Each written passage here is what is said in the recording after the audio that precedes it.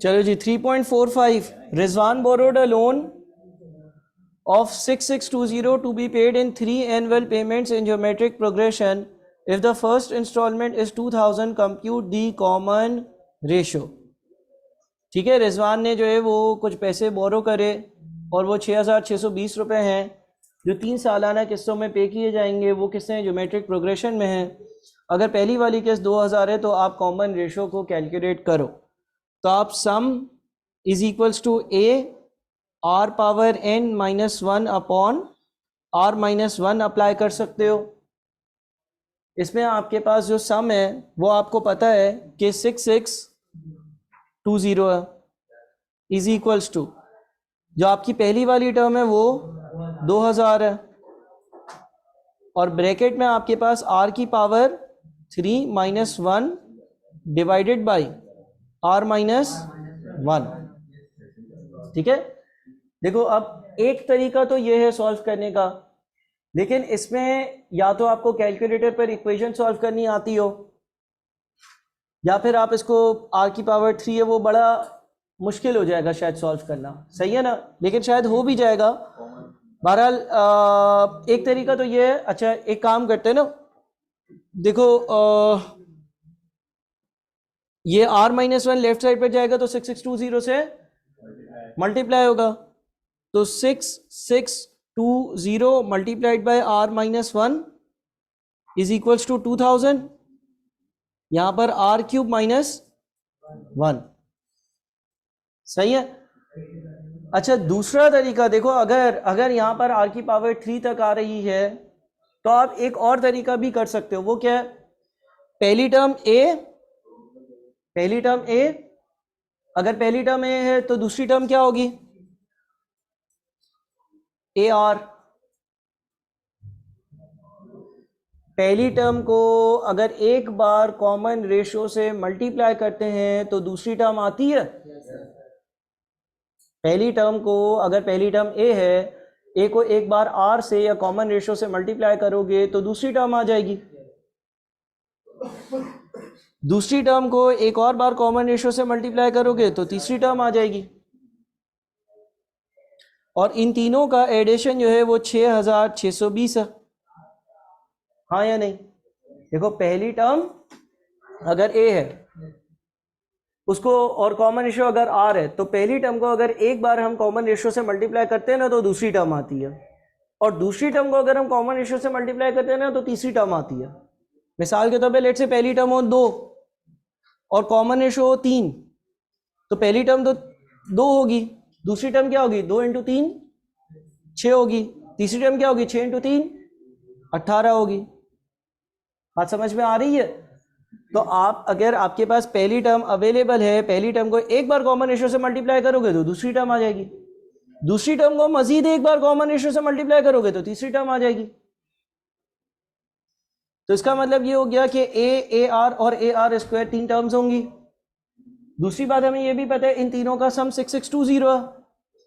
अच्छा अब हमें ए भी पता है ना, ए क्या है पहली टर्म और वो है कितना 2000। अच्छा उससे पहले हम एक हाँ चलो 2000 आर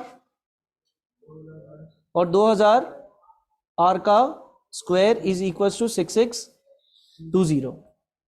सही है।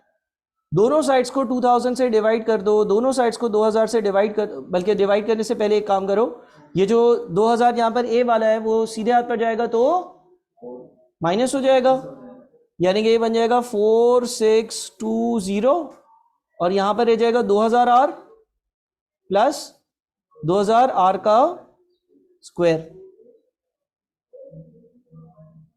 सही है? हाँ याद तक सही है ना? अब दोनों साइड्स को सिंपल करने के लिए दोनों साइड्स को 2000 से डिवाइड कर दो। अगर मैं दोनों साइड्स को 2000 से डिवाइड करता हूं तो यहां पर आर आ जाएगा, फिर 2000 आर स्क्वायर 2000 से डिवाइड होगा तो आर स्क्वायर आ जाएगा, फिर 4620 जब 2000 से डिवाइड होगा तो हाँ नहीं 2 पॉइंट होगा 2.31। हमने दोनों साइड्स को 2000 से डिवाइड किया है। उसके बाद इसको हम लिख सकते हैं r square plus r minus 2.31 is equals to 0। यहां तक बताओ किसी को कोई मसला है?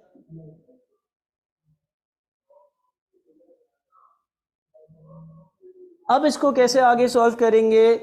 अगर तो किसी को क्वाड्रेटिक इक्वेशंस सॉल्व करना आते हैं, x is equals to minus b plus minus under root b square minus 4ac upon 2a, तो ठीक है। अदरवाइज चैप्टर नंबर 2 में हमें ये चीज़ पढ़नी है।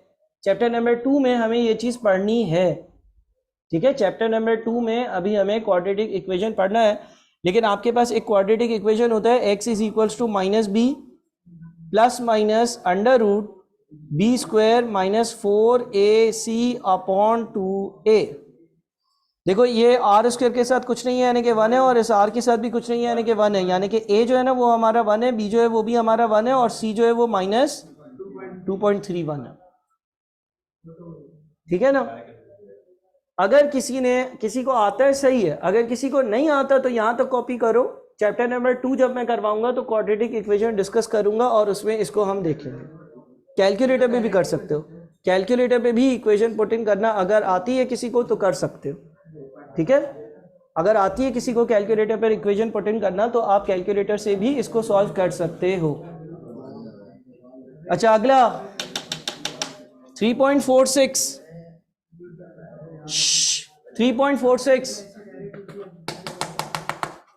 3.46 में लिखा हुआ है the sum of 5 terms of an AP whose last term is 17 is 65। The first term and common difference are. एक अर्थमेटिक प्रोग्रेशन है जिसमें 5 चीजें हैं, उसकी आखिरी चीज जो है वो 17 है और सम जो है वो 65 है। आपको बताना है पहली टर्म क्या है और कॉमन डिफरेंस क्या है।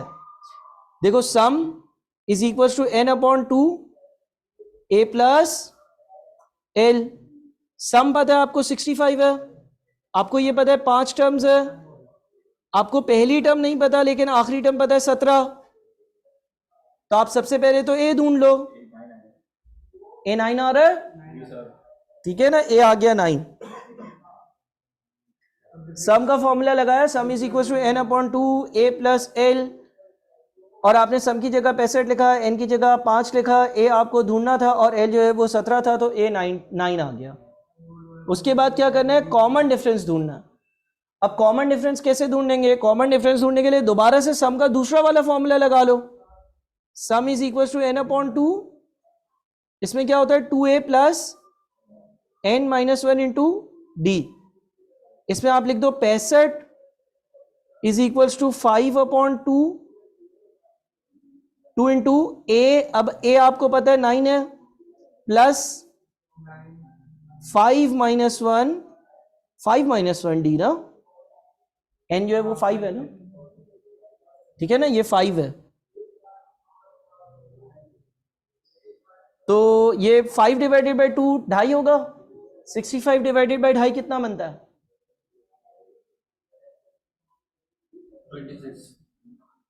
26 is equals to 18 plus 4d। बताओ d कितना आएगा? d 2 आ रहा होगा, ठीक है। तो a आंसर होगा 9 and 2। a आंसर होगा 9 and 2। पहले आपने a ढूंढा और फिर आपने d ढूंढ लिया। इस पे कोई मसला?